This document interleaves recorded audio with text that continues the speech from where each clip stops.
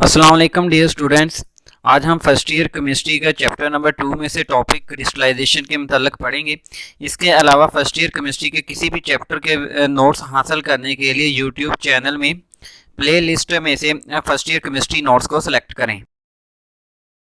Question number 10, what is crystallization? Crystallization क्या होती है? इसका आंसर ये है, it is the removal of solid from solution by increasing its concentration above the saturation point in such a way that the excessive solid separate out in the form of crystals। यानी कि crystallisation एक ऐसा अमल है जिसमें हम solution में से solid को सेपरेट करते हैं। कैसे सेपरेट करते हैं? पहले हम सॉल्यूट की जो कंसंट्रेशन है वो उसके सैचुरेशन पॉइंट से ज़्यादा कर देते हैं, यानी कि सुपर सैचुरेटेड सोल्यूशन बना लेते हैं। तो इसके बाद हम इसको सोल्यूशन को जो है वो कूल डाउन करते हैं, ठंडा करते हैं। तो इसके बाद जो एक्स्ट्रा अमाउंट हल होती है सॉलिड की, वो क्रिस्टल की फॉर्म में हमें हासिल हो जाती है।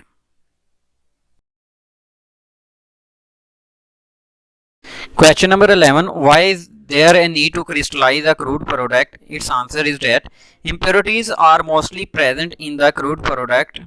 A suitable solvent is used to get crystals of that substance. The impurities remain soluble and are not crystallized. The crystals are pure substance. Question ये है कि जो क्रूड प्रोडक्ट है इसको क्रिस्टलाइज करने की ज़रूरत क्यों पेश आती है? तो इसका आंसर ये है कि इम्प्योरिटी जो क्रूड प्रोडक्ट होती है इसमें जो नाखालस हालत होती है इसमें इम्प्योरिटीज़ मौजूद होती हैं। तो suitable solvent is use to get crystal of that substance. तो हम के किसी मुनासिब सॉल्वेंट को इस्तेमाल करते हुए क्रिस्टल को तैयार कर सकते हैं। The impurities remain soluble and are not crystallize. जो इम्प्योरिटीज़ हैं वो सोल्यूशन के अंदर सोल्यूबल रहेंगी, वो क्रिस्टलाइज नहीं होंगी, लेकिन जो प्योर सब्सटेंस होगी उसके क्रिस्टल बन जाएंगे। तो question number 12, mention the major steps involved in the crystallization. is answered that following are some major steps involved in crystallization: choice of solvent, preparation of the saturated solution, filtration, cooling, collecting the crystals, drying of the crystallized substance, decolorization of undesirable colors. Question number 13, give the main characteristics of the solvent used for crystallization। Crystallization के लिए जो solvent use किया जाता है इसकी अहम खसूसियात लिखें। जिसका आंसर ये है, the solvent should not react with salute.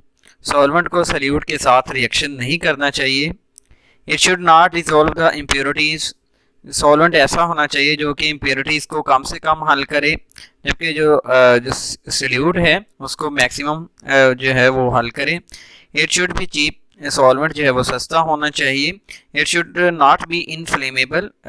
जो सॉल्वेंट है वो आतशगीर नहीं होना चाहिए, यानी कि उसको जल्दी आग जो है वो नहीं लग जानी चाहिए। The solvent should dissolve a large amount of solute at its boiling point. Solvent ऐसा होना चाहिए कि जो इसके बॉइलिंग पॉइंट पर मैक्सिमम अमाउंट जो है सल्यूट की हल कर सके। It should be safe to use. इसको इस्तेमाल करना जो है वो इतना डेंजरस नहीं होना चाहिए। It should be easily removable. अगर सल्यूट से सॉल्वेंट को अलहदा करना हो या कोई और सॉल्वेंट इस्तेमाल करना हो तो इसको सेपरेट करना आसान होना चाहिए। Question number 14, which solvents are mostly used in crystallisation?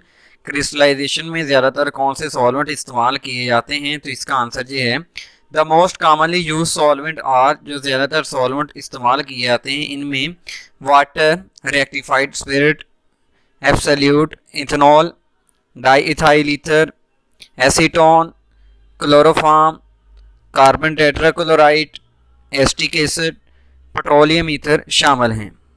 तो हमने कौन सा सॉल्वेंट लेना है ये डिपेंड करता है कि हम किस सब्सटेंस के क्रिस्टल बना रहे हैं।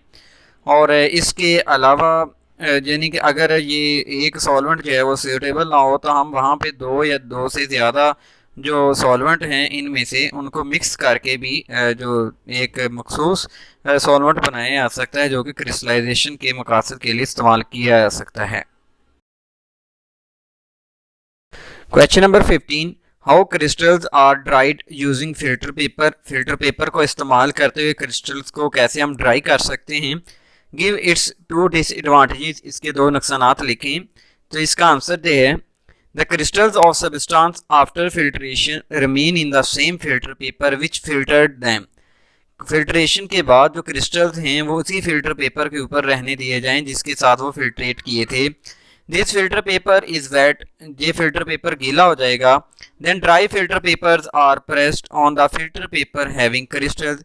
फिर हम खुश्क फिल्टर पेपर को इस्तेमाल करेंगे जो कि गीला फिल्टर पेपर हुआ है उसके ऊपर इसको थोड़ा सा प्रेस करेंगे तो जो खुश्क फिल्टर पेपर होंगे, ड्राई फिल्टर पेपर होंगे, वो उसमें से सॉल्वेंट को ऑब्जर्व कर लेंगे। तो इस तरह हम बार बार जो है वो ड्राई फिल्टर पेपर इस्तेमाल करते रहेंगे हत्ता कि क्रिस्टल में से जो सारे का सारा सॉल्वेंट जो है ये ऑब्जर्व कर लें।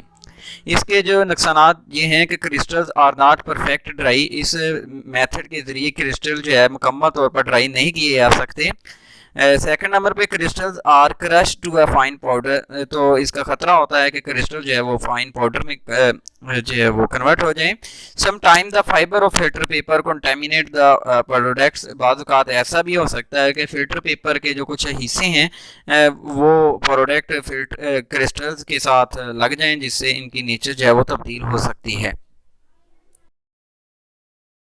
Question number 16, define vacuum desiccator. Vacuum desiccator क्या होते हैं? How crystals are dry in vacuum desiccator. Vacuum desiccator में क्रिस्टल किस तरह से ड्राई किए जाते हैं? तो इसका आंसर ये है, a desiccator which is connected to the vacuum pump is called vacuum desiccator. ऐसा डेसिकेटर जो जिसके साथ वैक्यूम पंप अटैच होता है वो वैक्यूम डेसिकेटर कहलाता है। Crystals are spread over a watch glass and kept in vacuum desiccator for several hours. Crystal जो होते हैं वो वॉच ग्लास के ऊपर रखने के बाद वैक्यूम डेसिकेटर में कुछ घंटों के लिए रख दिए जाते हैं। कैल्शियम क्लोराइड, सिलिका जेल और phosphorus pentoxide are used as drying agent in vacuum desiccator. Vacuum desiccator में कैल्शियम क्लोराइड, सिलिका जेल या फिर फास्फोरस पेंटॉक्साइड को ड्राइंग एजेंट के तौर पर इस्तेमाल किया जा सकता है। Question number 17, how the decolorization of undesirable colors and dehydration is carried out for freshly prepared crystalline substances। Question ये है कि अगर क्रिस्टलाइन सब्सटेंस जो क्रिस्टल बनते हैं उसमें अगर कलर शो हो रहे हैं तो उनको कैसे डीकलराइज किया जाए, उनका कलर कैसे ख़त्म किया जाए और उनकी कैसे डिहाइड्रेशन की जाए। इसका आंसर ये है, the decolourisation of undesirable colours is carried out by boiling the substance with sufficient amount of powdered animal charcoal in the solvent। तो जो डीकलराइजेशन के लिए, कलर ख़त्म करने के लिए जो क्रिस्टल्स होते हैं इसको सॉल्वेंट में डालने के बाद इसमें एनिमल चारकोल जो है वो डाला जाता है, उसके बाद इसको बॉयल किया जाएगा। The coloured impurities are absorbed by animal charcoal. जो कलर होगा वो क्रिस्टल में से ख़त्म होने के बाद एनिमल चारकोल के ऊपर एब्जॉर्ब हो जाएगा। और इसके अलावा क्वेश्चन का जो नेक्स्ट पार्ट था कि इसकी डिहाइड्रेशन कैसे की जाए, वाटर को कैसे रिमूव किया जाए। तो वाटर को रिमूव करने के लिए ड्राइंग एजेंट्स यूज़ किए जाएंगे। इन ड्राइंग एजेंट्स में सल्फ्यूरिक एसिड, डाईफॉस्फोरस पेंटॉक्साइड या सिलिका जेल को इस्तेमाल किया जा सकता है। ये वाले जो एजेंट्स हैं ये मॉइस्चर को अब्जॉर्ब कर लेंगे और जो क्रिस्टल्स हैं वो डिहाइड्रेट हो जाएंगे।